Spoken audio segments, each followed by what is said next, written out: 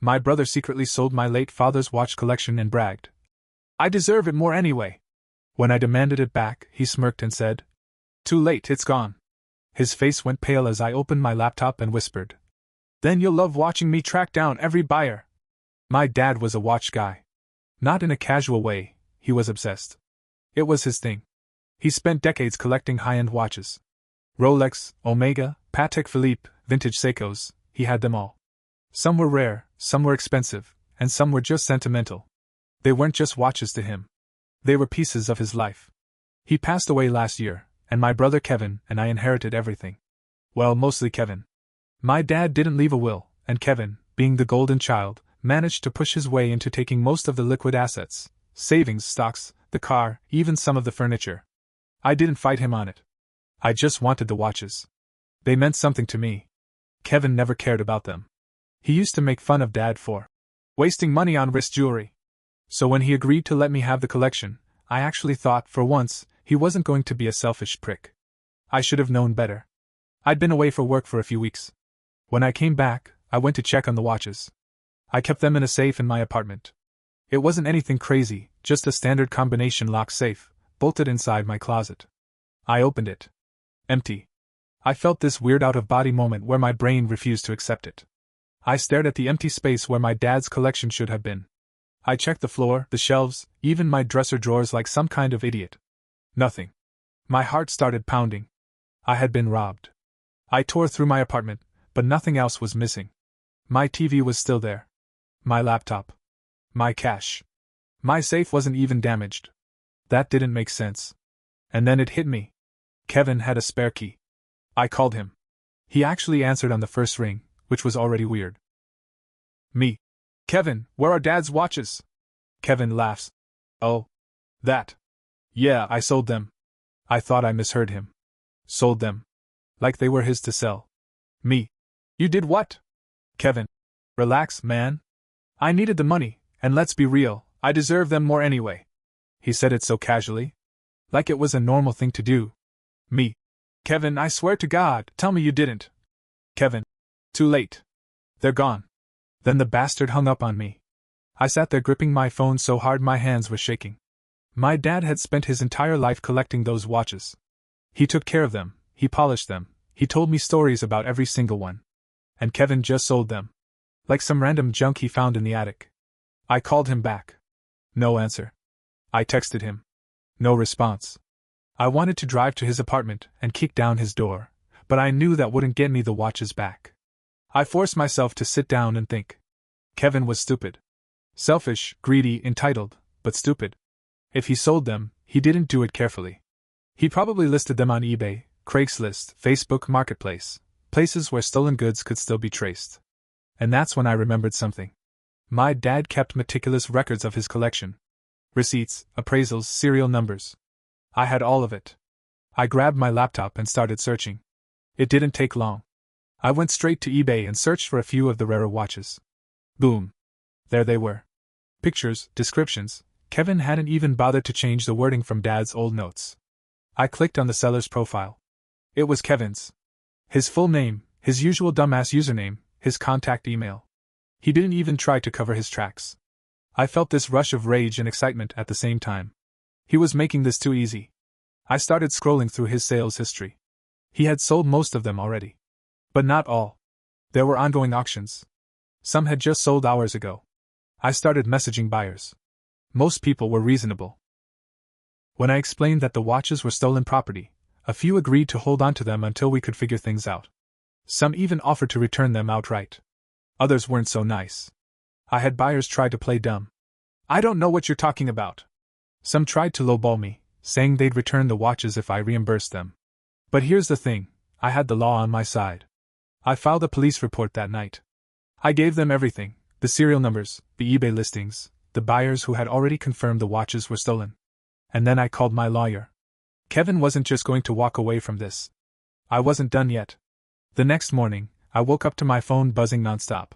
Some of the buyers had replied overnight. A few were furious, not at me, but at Kevin. Turns out, he hadn't just been selling watches he didn't own, he had lied about what they were worth. One guy had bought a vintage Rolex Submariner, thinking it was all original.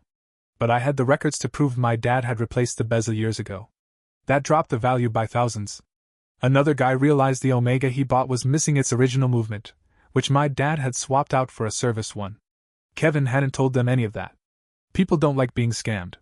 I got another message, this time from someone who had bought a rare 1960s Patek Philippe. He wasn't just mad. He was threatening to sue. This was getting better by the minute. I checked eBay again. Kevin had more listings up, but they were starting to get comments calling him a fraud. Buyers were demanding refunds. Some even mentioned police involvement. Kevin was going to panic. Good. Right on cue, my phone rang. Kevin. I let it ring twice before answering. Me. Busy. Kevin. Dude, we need to talk. Me. About what? Your felony? Silence. Then Kevin. Come on, man. It's not that serious. Oh, this idiot still thought he could gaslight me. Me. I have a police report, a lawyer, and a list of buyers who are ready to testify against you. Kevin. You got the buyers involved? I smiled. Me. No, Kevin. You got them involved when you scammed them. His voice dropped to a pathetic whisper. Kevin. You gotta fix this, man. Me. Fix what? The fact that you stole from me? The fact that you committed fraud? Or the fact that you were too dumb to cover your tracks? Kevin. I didn't mean. Me. I don't care. He started rambling, saying he'd give me some money to make it up. That he'd figure something out. He even had the audacity to suggest we split whatever money he had left. I almost laughed. Me. How much do you even have? Kevin hesitated. Kevin. It's complicated. Translation. He blew through it already. I should have been mad, but honestly, I was having fun. Things were going great until I hit a roadblock. One of the watches, my dad's prized vintage Rolex Daytona, had been sold to a collector in Miami. This guy. Not cooperative. At first, he played dumb. I don't know anything about stolen watches. Then, when I sent him proof? Silence. I followed up. Me. Look, man, you bought stolen property. I'm trying to handle this without getting lawyers involved. His response? Come get it then. I paused. Me. Excuse me? If you want it back, come to Miami and buy it off me. He was holding it hostage. And just like that, my little revenge mission got a whole lot messier. While I was figuring out how to handle Mr. Miami, Kevin was falling apart. I started hearing from family.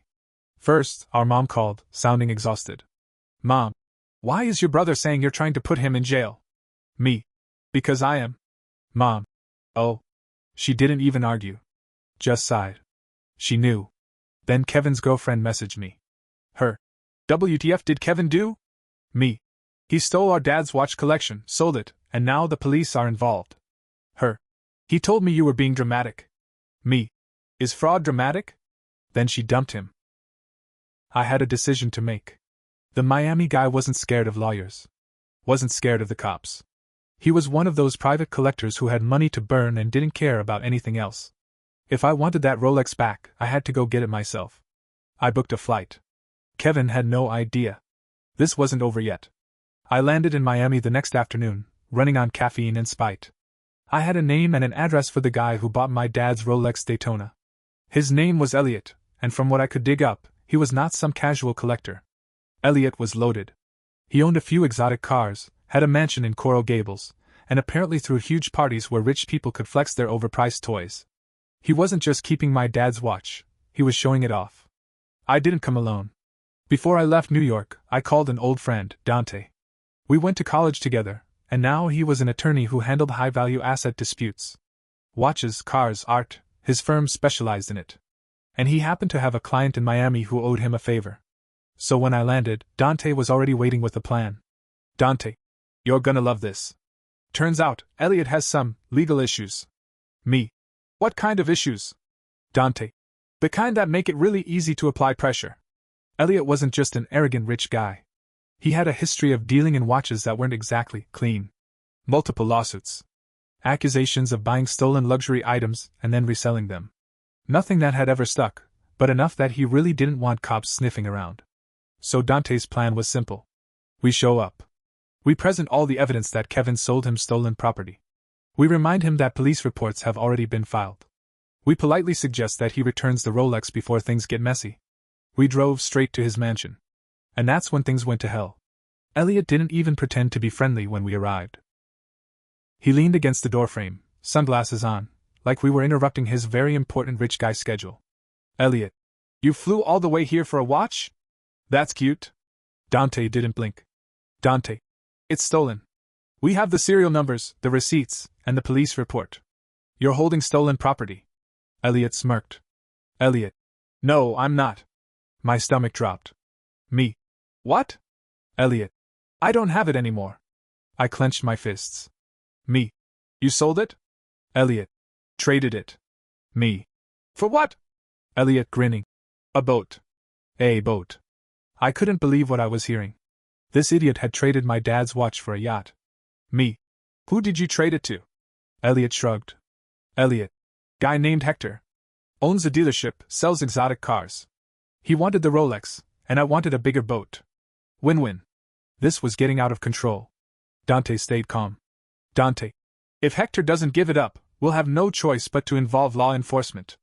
You know how that goes, Elliot. Elliot's smirk disappeared. He wasn't scared of me, but he was definitely scared of getting dragged into another investigation. Elliot. Fine. I'll give you his address. But if he doesn't want to play nice? That's on you. The second I saw Hector's dealership, I knew something was off. It wasn't a normal car lot. No flashy signs. No big office. Just a warehouse on the outskirts of Miami with a fenced-off lot filled with exotic cars. I had Dante hang back while I went in alone. The inside was dimly lit, and Hector was sitting behind a massive wooden desk, wearing a silk shirt unbuttoned halfway down his chest. He had gold chains, rings on every finger, and a cigar that was barely lit. He smiled when he saw me. Hector. You must be the guy looking for the Rolex. That put me on edge. How did he know who I was? Me. Yeah. You have it? Hector. Maybe. I stayed quiet. Hector leaned forward, tapping his cigar against an ashtray. Hector. Tell me something. Why do you want it so badly? I felt my jaw tighten. Me. It was my dad's. Hector nodded slowly, like he was considering something. Hector. Family's important. Then he stood up, walked over to a safe in the corner, and unlocked it. And there it was. The Rolex. Perfect condition. My dad's watch. I reached for it, and Hector slammed the safe shut. Hector. Here's the thing. I like this watch. I wasn't planning on selling it. Me. It doesn't belong to you. Hector laughed. Hector. Doesn't belong to you either. I felt my fists clench, but I forced myself to stay calm. Me. What do you want? Hector sat back down, steepling his fingers. Hector. A trade. Me. I don't have anything to trade. Hector. Yes, you do. Then he pulled out a manila folder and slid it across the desk. I opened it, and my blood ran cold. Inside were photos. Photos of Kevin. Kevin in a casino. Kevin sitting at a poker table. Kevin shaking hands with people who did not look friendly. And then the last picture, Kevin signing something. Hector smirked. Hector. Your brother owes me money. A lot of it. I swallowed hard. Me. How much? Hector. 40 grand. My head spun. Me. I don't have 40 grand. Hector. I know. But you do have a choice. He leaned forward. Hector. Either you pay off his debt, or the Rolex stays mine. Kevin wasn't just broke, he was in serious trouble. He didn't just blow the watch money. He had borrowed from the wrong people, then lost it all gambling. And now, his debt was in the hands of a guy who wasn't asking nicely. And I had no clue what to do next. I stared at Hector, my mind racing. Kevin didn't just screw me over, he dragged me into his mess. Me. So let me get this straight. Kevin sold my dad's watches, blew the money, then borrowed more from you and lost it gambling? Hector nodded, like this was just another Tuesday for him. Hector. Pretty much. Me. And now you're saying I have to pay his debt to get my dad's watch back? Hector. That's the deal. I clenched my jaw so hard it hurt. I wanted to punch something. Hector must have sensed it because he leaned back in his chair, casual as ever. Hector. Look, kid. I like you. You came all this way for something that matters to you. But business is business. That Rolex? It's collateral. Until I see my 40 grand, it stays in my safe. I needed time to think. Me. Give me 24 hours. Hector tapped his fingers on the desk, considering. Then he nodded. Hector. 24 hours. After that, we're done talking. I left the dealership feeling like I was walking in a nightmare. I didn't go back to my hotel. I went straight to Kevin's apartment. I pounded on the door. No answer. I knocked harder. Me. Kevin, open up. Silence. Then I heard movement. The door cracked open, just enough for me to see his face. He looked like a mess, dark circles, unshaven, eyes darting like a trapped animal. Kevin. What do you want? Me. Inside. Now. He hesitated, then opened the door. I walked in and immediately saw the mess: empty beer bottles, pizza boxes, an overdue bill notice on the counter. Me. How much of an idiot are you? Kevin. Look, Me. No. You shut up and listen. I slammed the manila folder onto his table. Kevin flipped it open, and the color drained from his face. Me. You borrowed 40 grand from a guy who does not take "I can't pay" as an answer. Kevin swallowed hard. Kevin. I was gonna pay it back. Me. With what? The money you already lost? He ran a hand through his hair. Kevin. I thought I could win it back. Me. You're a moron. Silence. Then Kevin's defense mechanism kicked in. Kevin. Why do you even care? You got most of the watches back. I took a step closer. Me. Dad's Daytona is still in Miami because you gambled away your life. Hector is holding it as collateral for your debt. Kevin. Hector? Me. Yeah, Kevin. You borrowed from the kind of guy who doesn't file lawsuits. He makes people disappear. His eyes widened. Kevin. Wait, what do I do? Me. You fix it. Kevin. I don't have the money. Me. Then find a way to get it. Because I'm not saving your ass. Kevin sat down, rubbing his temples. Kevin. You'd really let him come after me? Me. You let him take Dad's watch. That shut him up. The next morning, I called a family meeting. I didn't care if Kevin was embarrassed. He needed to face what he did. Mom was there. Our uncle. A few cousins. And Kevin, looking like he wanted to melt into the floor. I dropped the folder in front of Mom. Me. Take a look. She opened it. The moment she saw the pictures, her face twisted in horror. Mom. Kevin, tell me this isn't real. Kevin stared at the table. Silence. Mom. Kevin. Kevin. I screwed up, okay? Uncle. Screwed up? You stole from your own brother. From your father's memory. Kevin's voice cracked. Kevin. I didn't think it would get this bad. Mom looked like she was on the verge of tears. Mom. How could you do this? Your father loved those watches. And you just... She covered her mouth, shaking her head. Kevin. I needed money. I didn't know where else to go. Me. So you thought stealing from me was the answer? Kevin's anger flared up. Kevin. Oh, come on. You always act like the victim. You got the good grades, the better job, Dad treated you like his favorite. That hit me like a punch. Me. Are you actually blaming me for this? Kevin. You wouldn't get it. You never struggled like I did. I laughed, but it wasn't funny. Me. You had the same chances I did. The same parents. The same opportunities. You just wasted yours. Mom put her hands on the table. Mom. Enough. No more lies. No more excuses. How do we fix this? Kevin didn't answer. Mom. Kevin. How do we fix this? Still nothing. That's when I realized. He had no plan. He never did. And I was done. That night, Kevin texted me. Kevin. Are you really leaving me to deal with Hector alone? I stared at the message for a long time. Then I typed, me. Yes. And I meant it. The next morning, I called Hector. Me. I'm out. Kevin's on his own. Hector laughed. Hector. That's cold. I respect it. I hung up. I never found out how Kevin handled it. He stopped returning my calls. He moved out of state. And the watch? I never got it back. But honestly, I didn't need it anymore. Because for the first time, I realized something. My dad's legacy wasn't in those watches. It was in how he raised me. And Kevin? Kevin was never going to change. People say family is everything. That you should always forgive, no matter what. I don't believe that anymore. Kevin made his choices. And I made mine. Some things? You just don't come back from. And that's okay.